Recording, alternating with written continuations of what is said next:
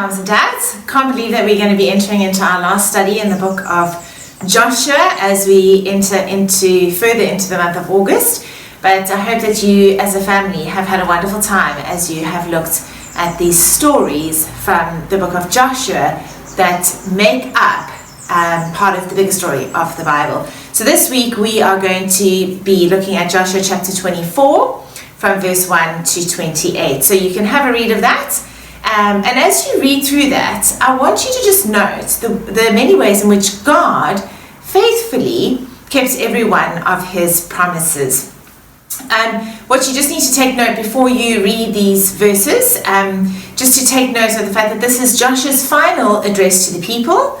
The land has been conquered, the inheritance has been divided amongst the tribes.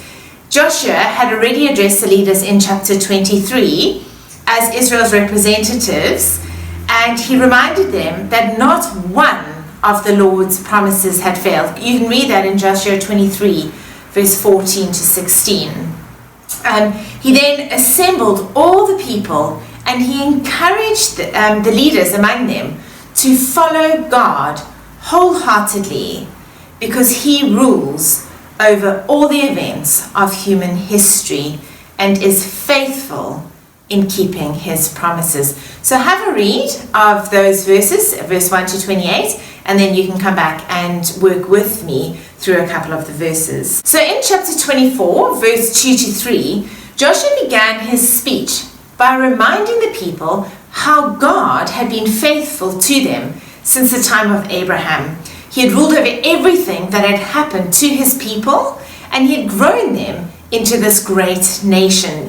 You can see in verse 2 to 4. And then how he had rescued them from Egypt, that's covered in verse 5 to 7, and how he had brought them, in verse 8 to 13, he shows, into the promised land. Then verse 14 and 15, Joshua called on the people to be faithful to God because of what they knew about him. He presented them with a choice. Either they could serve the God who had powerfully and lovingly cared for them, or they could serve the false and powerful gods of their ancestors. It had to be one or the other. They could not serve both. Then in verse 16 to 18, we see that the people very quickly declared that they would be faithful to the God who had saved them. Their answer is very similar to the one they first had given to Moses in Exodus chapter 19 verse 8. They do not seem to have fully understood what was going to be required of them. Then in verse 19 to 20, Joshua encouraged the Israelites to think carefully about what they were agreeing to. He reminded them of their own record of breaking faith with God's covenant. God is a holy God and he requires faithfulness. The consequences of rebellion would be serious. If they continued to turn from God, they would be cut off from his people, from God himself, and from his promises. And then the passage ends where the Israelites agree to the terms of God's covenant. Again, Joshua commanded them to serve God alone, and in doing so, to get rid of all false gods. To mark the significance of the event, a ceremonial stone was set up, and Joshua repeated and he recorded God's laws. So, moms and dads, what we see here in Joshua's speech, it clearly shows the way that God has always related to his people.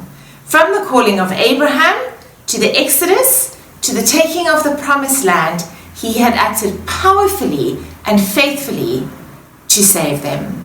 Therefore, the right response to who God is and what he has done for his people is to have faith in him alone and to live in obedience to his word.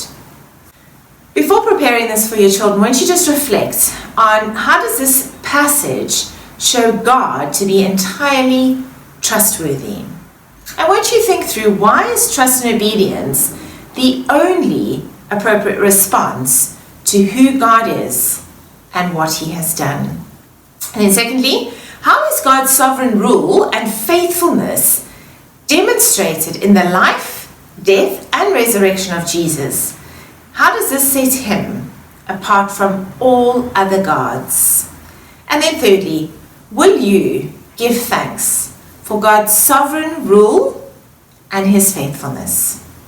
And would you pray that he would help you to trust Jesus more fully and obey him alone?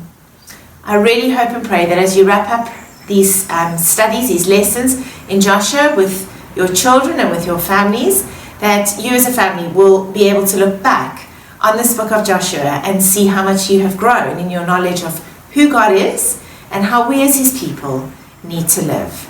Have a wonderful time together on Sunday, and I pray that as you work your way through these notes during the course of this week, that the Lord would be working in your hearts, that he would encourage you and challenge you so that you can joyfully and excitedly share with your kids on Sunday morning.